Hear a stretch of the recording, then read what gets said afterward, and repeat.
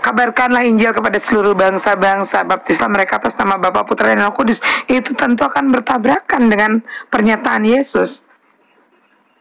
Ayat insersi di dalam Matius ya. Matius itu hanya sampai ayat ke-15, 16 sampai dengan 20 itu adalah ayat insersi yang ditambahkan oleh pihak gereja.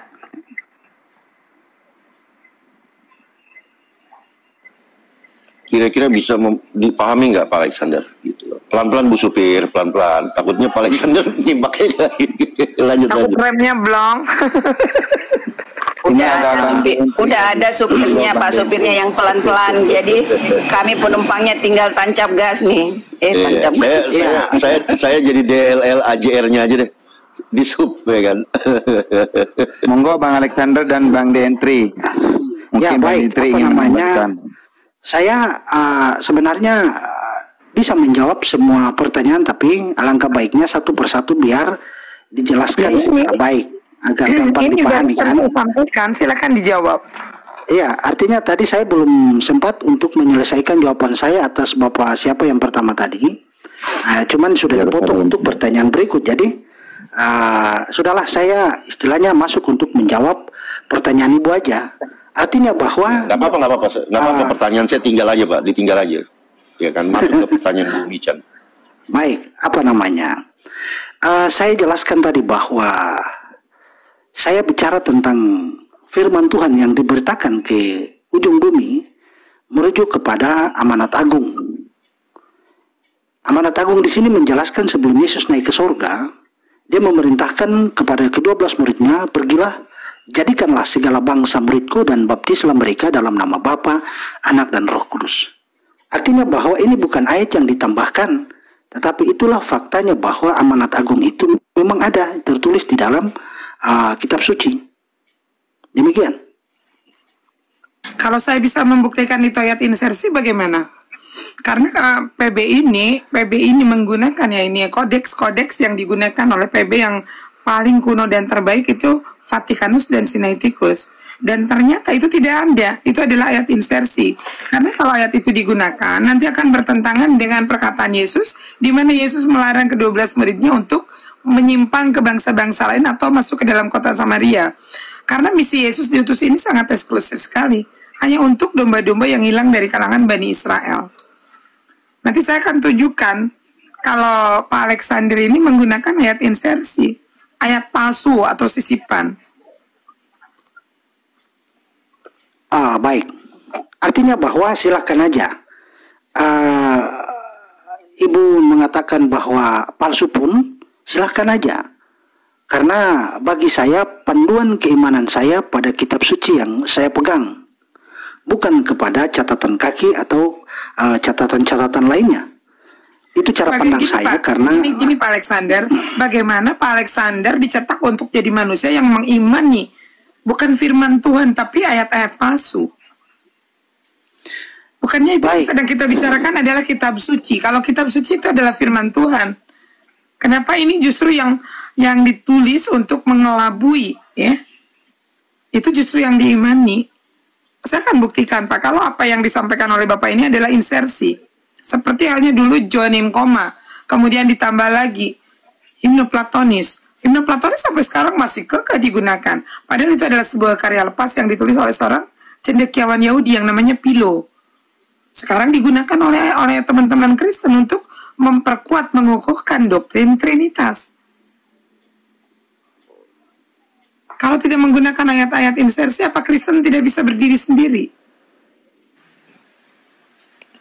Contohnya baik, saya jawab begini ya. Oke. Sebelum Anda jawab, Pak Alexander, mohon sedikit dipertajam secara substansi pertanyaan tersebut. Silakan. Ya, apa namanya? Saya pikir begini, Bu. Artinya bahwa Ibu membawa sebuah narasi bahwa seakan-akan setiap apa yang tertulis di dalam kitab suci tentang poin-poin yang tadi Ibu sebutkan adalah sebuah ayat-ayat palsu. Bagi saya sih itu sendiri berpulang kepada Ibu sendiri. Artinya itu berpulang kepada Ibu sendiri. Bagaimana caranya Ibu menilai, merujuk kepada catatan-catatan kaki atau apapun itu.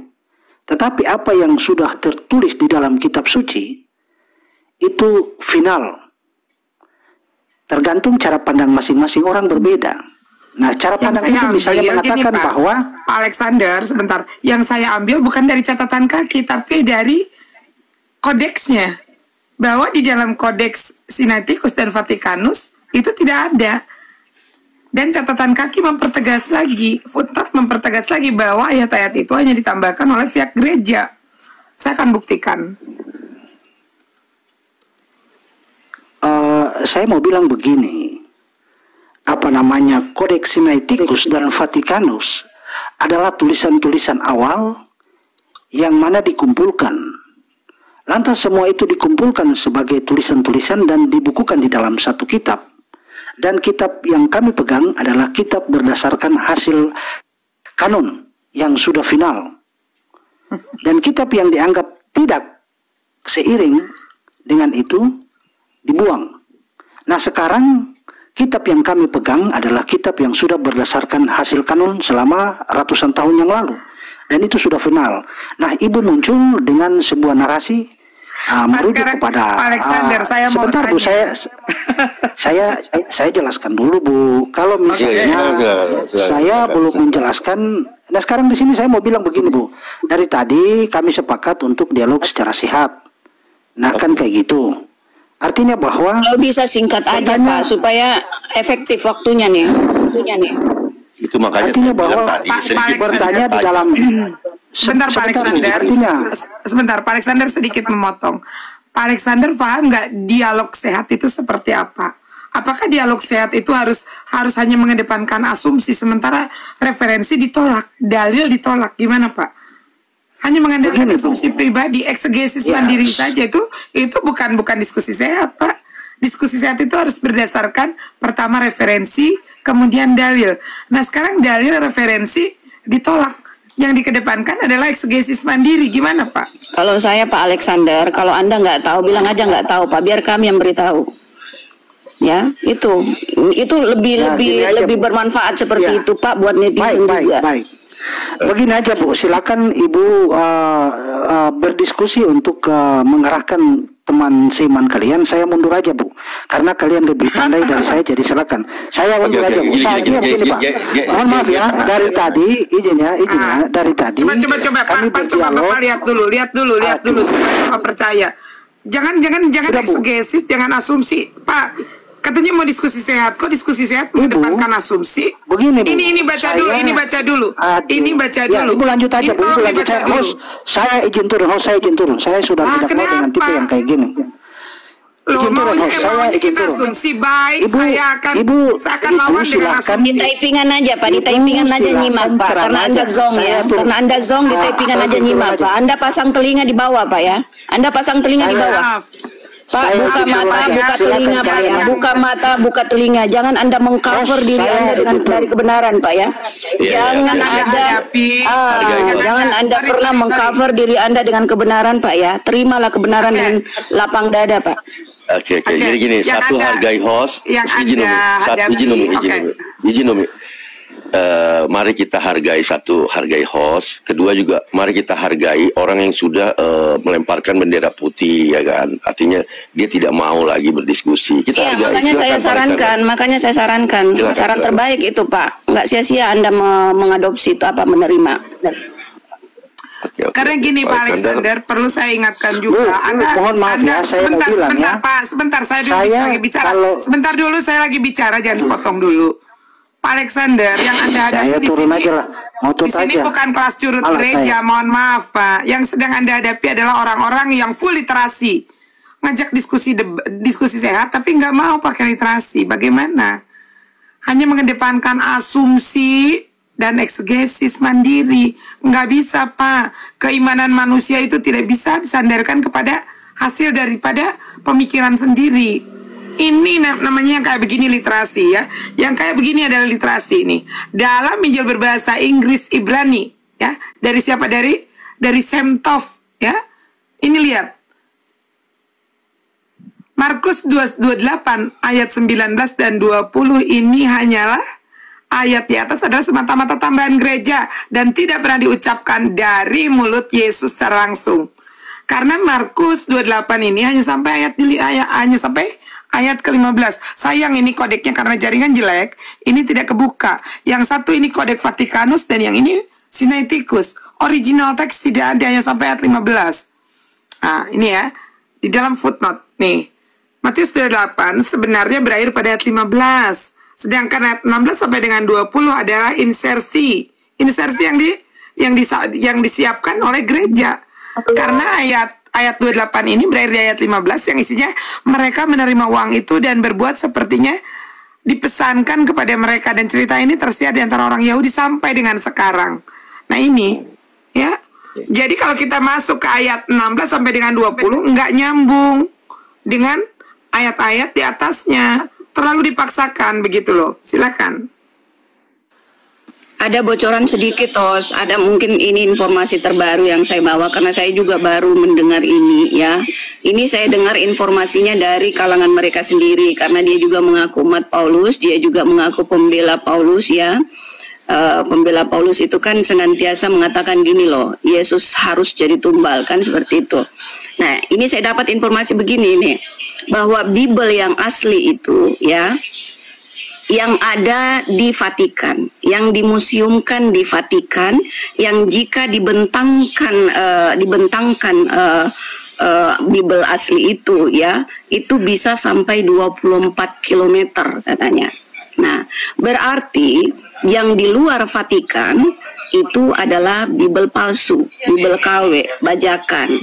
Ya, jadi yang saya baca selama ini ternyata itu adalah bajakan. Perjanjian baru yang bajakan gitu. Seperti itu. Jadi kalau Anda mau aslinya, katanya Anda harus datang langsung ke Vatikan karena Bible asli itu udah dimakan zaman, udah koyak-koyak, udah apalah gitu. Nah, itulah Bible asli. Ya. Sementara yang sekarang itu udah dibajak. Gitu. Jadi ternyata ada Bible second ya. Bukan hanya HP yang second, ada Bible second juga. Nah, ini juga yang saya tahu sekilas. Tadi malam Umi bahas Bang Jerusalem, dengar nggak tentang gugatan terhadap Injil Yohanes? Ya, karena mereka selalu mengatakan, oh tadi kan Mican ingat ya, murid-murid Yesus itu orang Yahudi lah, emang benar. Lalu atas dasar apa Yesus mengganti nama-nama yang sudah dikenal di kalangan Yahudi menjadi nama Yunani? Contohnya Matityahu kenapa diganti jadi Matius, ya kan? Kefas kenapa diganti jadi Petrus? Nah kan kayak begitu. Lalu siapa lagi? Yohanes diganti Yohanan diganti Yohanes. Nah itu, bahkan ini Umi akan membuka ya ini, bahwa Bible Yohanes yang sekarang dipakai oleh teman-teman Kristen, itu ternyata ada pihak ketiga yang menuliskan. Contohnya kita ambil di dalam Yohanes pasal 1 ayat 6 sampai dengan 8. Kalau ini yang menuliskan murid Yesus yang namanya Yohanes bin Zebedius, kalimatnya tidak akan seperti ini. Coba kita sama-sama baca di dalam Yohanes pasal 1 ayat 6 sampai dengan 8. Datanglah seorang yang diutus Allah, namanya Yesus. Ia datang sebagai saksi untuk memberikan kesaksian tentang terang itu, supaya oleh dia semua orang menjadi percaya. Ia bukan terang itu, tetapi ia harus memberikan kesaksian tentang terang itu. Semuanya ada di dalam kurung, ya. Semuanya ini ada di dalam kurung. Nah ini kalau misalkan yang menuliskan itu adalah Yohanes bin Zebedius, si murid Yesus ini, seharusnya tidak demikian kalimatnya. Tapi ini menunjukkan Yohanes ini yang menulis adalah pihak ketiga.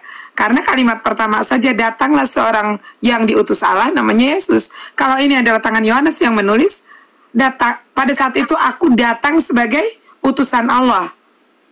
Ya, datang sebagai saksi untuk memberikan kesaksian tentang terang itu, supaya olehku, bukan oleh dia dong, karena dia di sini menggunakan kata diksi, kata ganti dia, bukan aku.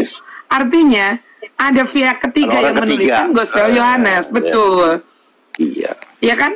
Bisa difahami kan? Kita ambil satu contoh aja, satu contoh di dalam 1 Yohanes ayat 6 sampai dengan 8. Di sini datanglah seorang yang diutus Allah, namanya Yohanes. Itu sudah rancu tidak kalimatnya? Mungkin dari Bang Deentri, ini Umi perwakilan dari teman Kristen bisa menyanggah. Monggo Bang Deentri. Silakan. Ya kalau itu yang dibacakan, kita mau bilang apa, namanya juga kitab suci kan. kita bisa baca sejak awal. Jadi kalau ada kitab suci kurang gitu. pas itu Bang. Takutnya dari Umi Mica, jadi kalau dari Umi misalnya Dokter, gitu. Kurang pas mungkin Abang bisa yang menyangka. tadi dibacakan itu, ya kan bacaan nggak bisa dibaca, namanya juga bacaan. Cuma yang penting artikulasinya apa gitu. Jadi kalau diartikulasikan dengan yang tidak baik, ya silakan aja dia tidak mengartikan dengan baik, itu urusan dia. Tetapi kalau Bukan diartikan urusan dengan dia. baik, tidak. Makanya begini nggak ada Bang, masalah ini kan tadi kan saya bertanya, lanjut nggak ini kalimat ini? Anda kok kompak Kalaupun dijawab kan bukan Anda nggak wahyu pernah tapi stop berhenti berbicara gitu kan tadi. enggak, kenapa masih ngotot Pak? Masih ngotot disebut kitab dari Sang Maha Suci kalau bukan wahyu. Anda sendiri loh yang mengklaim perjanjian baru bukan wahyu. Masih saja terus disebut yang berhak iya milik dari menciptakan Sang Maha Suci, karya dari Tuhan. Mana ada karya dari Tuhan kalau bukan wahyu Pak? Nah gitu, jadi kan kita mau menjawab, tetapi kalau diprotes seperti itu, yang mau bilang apa lagi, memang cara Ya, berpikirnya artinya begitu Bapak ya. mengadopsi kalimat kata-kata itu yang Anda tidak ketahui Pak. Anda hanya comot-comot, ambil-ambil istilah, tapi Anda nggak tahu istilah itu. Sebetulnya gini Bukan Bang kami yang nggak tahu, DN3, kalian yang punya Bang DN3, loh sebentar, Loh, sebentar. terus kenapa Saya mau kalian tanya yang- dulu. Kalian sendiri kok yang bilang bukan wahyu Bang loh. Bang DN3, saya mau tanya dulu, kalau menurut Bang DN arti daripada kitab suci itu apa sih? Ya tergantung lu mau artikan apa, itu urusan lu, urusan saya.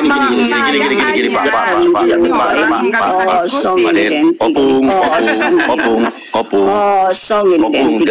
Kosong identik. Opung, dalam ruang diskusi kita tidak bisa bernarasi terserah Anda. Begini Opung, kita harus menempati standing pointnya dulu gitu loh. Kitab suci itu apa menurut Opung? Jawabannya bukan ya Kasih terserah netizen Anda. dong, bandeng 3 masa gitu sih. Jadi Kok gitu sih caranya kok gitu sih. Jangan kecewakan sisi di bawah ini, audiens ini dari sisi edukasi dengan jawaban Anda ya. Kan Pada saat ditanya, dengar dulu Opung. Tapi saya menangkap tadi Jadi kalau cara Opung menjawab itu sama sekali tidak komprehensif, tidak juga ada edukasinya pada saat ditanyakan kitab suci itu apa sih?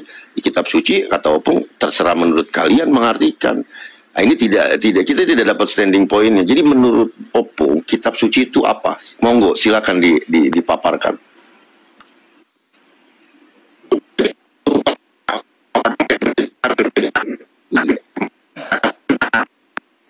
Kenapa? Putus Opung. Jaringannya ya. Opung, putus. Nggak bagus suaranya Pak Den. Pecah. Suaranya putus-putus Bang. Sebetulnya gini Bang Yerusalem, pada saat kita memutuskan untuk masuk room debat, seharusnya mereka sudah punya bekal. Iya. Apa yang mereka bawa pada saat mereka masuk room debat.